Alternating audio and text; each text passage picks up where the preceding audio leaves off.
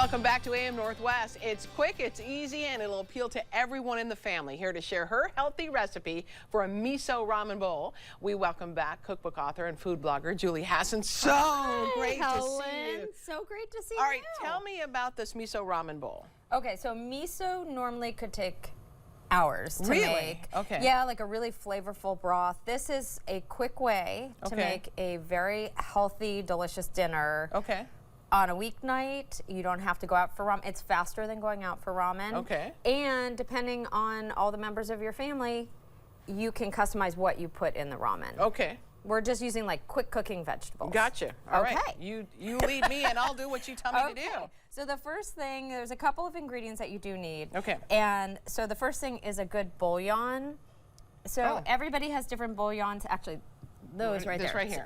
So those are a gluten-free, vegetarian chicken flavor bouillon that I just order online. But almost everybody has bouillon of some sort. Oh, sure. Like a paste or whatever in their fridge, in their cabinet. Powder, I have a powder. Exactly. Yep. Okay. So you can use whatever you want. You just want to make sure that you don't add too much because it would be too salty. Oh, it makes sense. Okay. Like for this recipe, we're using 4 cups of water, and so you want just enough to make a flavorful broth without it being so salty. Overwhelming, sure. Exactly. So for this, we have 4 cups of water, and for these bouillon cubes that I used, we're going to just use 1. Okay.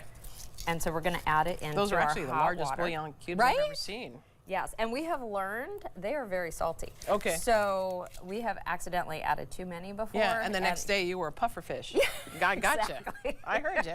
Yeah. Okay. Okay, so that's the first thing is your stock. If you happen to have homemade chicken stock or whatever veggie stock in your fridge, you could use that instead. But this is what I'm using. Okay.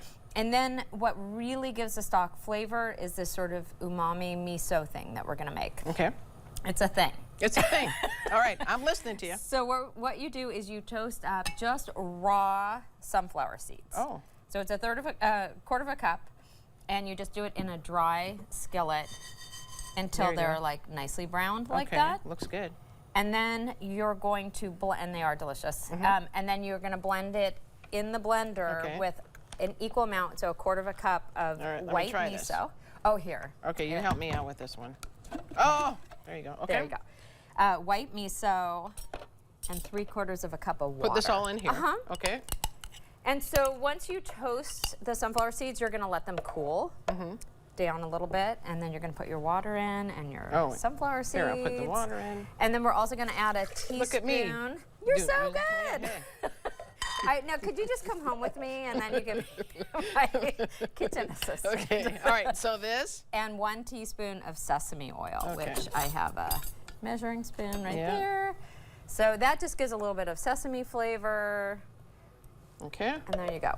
And the sunflower seeds are actually also adding a lot of protein to this. Oh, yeah, that makes sense. So, and then you blend it until it's super smooth. Okay. And we have this right here. This is what it looks like once we've blended it all. Okay. And you just are going to put it right into your stock. Oh, here we go.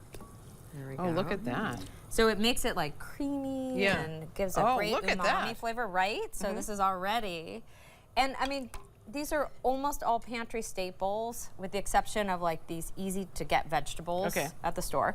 Then these are the ramen cakes. So they also have a lot of protein. So they're brown rice and millet. I just get them in a big bag like that at the store. And you're gonna use like 1.5. Okay. So once the soup is at a simmer, you add 1. You could, if you like a lot of noodles, you could just add 2 in there. So we're just gonna do that. Let's just add 2. Yeah. And then once that is at a simmer, then you can start adding your vegetables. Okay. So because they're quick cooking, the spinach I add last. Okay.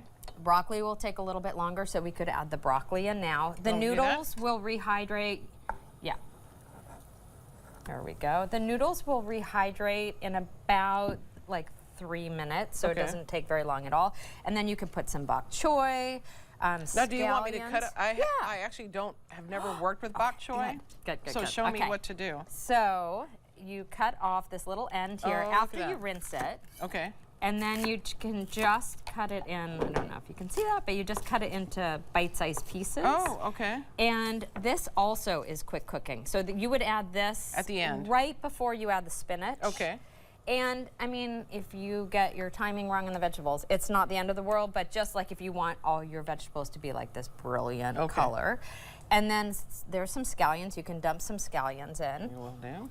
Okay. And also, like, I don't know if you remember, but we made chili crisp. Yes. When we did the yeah. So that, I keep a big jar of it in my fridge all the time, and a little bit of, I know you don't like chilies. I can't do spicy. Okay, well, you don't have to add any then, but if you wanted to. We'll do it for the people who like it. So like a little bit? Yeah.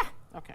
And it just adds a little bit of It's not always extra about flavor. me, despite what I tell you. But it is. Yeah. It's all about you, Helen.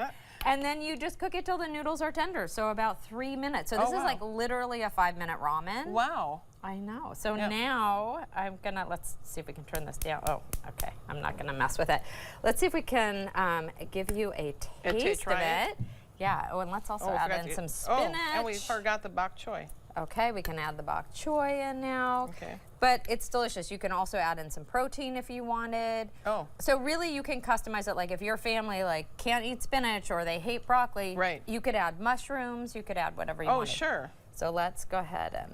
I just want, definitely want to just try it. Yeah. Here, How are the noodles doing? Did they? Or they is it are too, not they're not quite. ready. Yeah. Okay. But we can keep.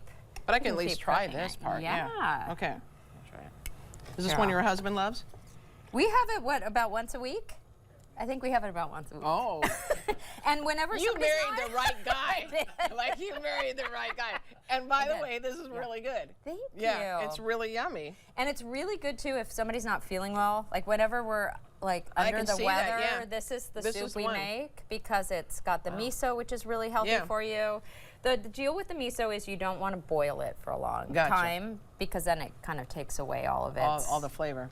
All right, we're going to put the recipe on our website at KATU.com. Julie Hasson, thank you so much. Always great to see you. You too. We'll be right back with more AM Northwest. Don't go away. Yeah.